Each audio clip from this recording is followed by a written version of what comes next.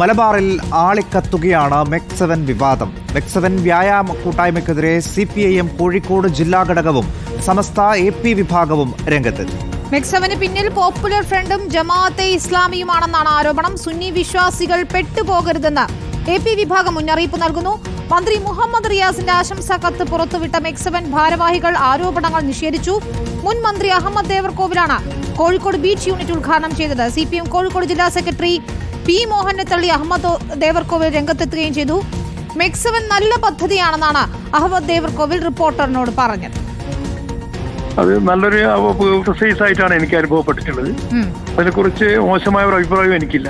നടത്തുന്നവരുണ്ട്, പ്രഭാതത്തിൽ ഓടുന്നവരുണ്ട്, എക്സസൈസ് ചെയ്യുന്നവരുണ്ട്. അപ്പോൾ സ്വാഭാവികമായും മെക്7 എല്ലാ വിഭാഗം ആളുകളും ഉണ്ടെന്ന് ഞാൻ മനസ്സിലാക്കുന്നത്. എന്റെ അനുഭവത്തിൽ അങ്ങനെ ഏതെങ്കിലും ഒരു പ്രത്യേക വിഭാഗത്തിൻ്റെതായി അനുഭവപ്പെട്ടിട്ടില്ല. ബേപ്പൂരില് മന്ത്രി റിയാസ് ഈ പരിപാടിയിൽ പങ്കെടുത്തിട്ടുണ്ടെന്ന് ഞാൻ മനസ്സിലാക്കുന്നു. ദീപക് മലയമ്മയുണ്ട് വിശദാംശങ്ങളുമായി. ദീപക്, അഹമ്മദ് ദേവർകോവിൽ മുൻ മന്ത്രിയാണ് പറയുന്നത് ഈ കൂട്ടായ്മയിൽ എന്തെങ്കിലും പ്രശ്നമുള്ളതായി തോന്നുന്നില്ല എന്ന്. പക്ഷേ CPMന്റെ കോഴിക്കോട് ജില്ലാ ഘടകവും സമസ്ത AP വിഭാഗവും രൂക്ഷമായ ഭാഷയിലാണ് വിമർശനവുമായി എത്തുന്നത്. പോപ്പുലർ ഫ്രണ്ട് ജമാഅത്തെ ഇസ്ലാമി ബന്ധം വരെ ആരോപിക്കുന്നു.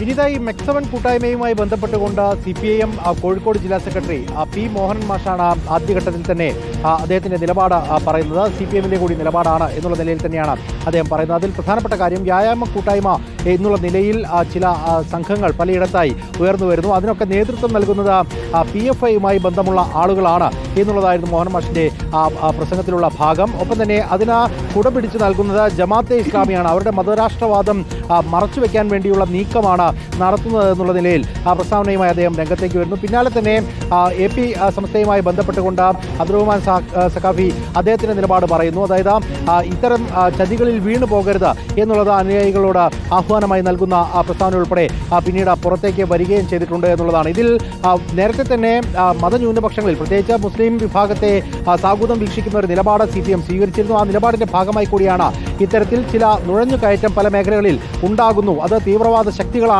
എന്നുള്ള നിലയിലുള്ള നിലപാട് CPM സ്വീകരിക്കുകയും ചെയ്യുന്നത്.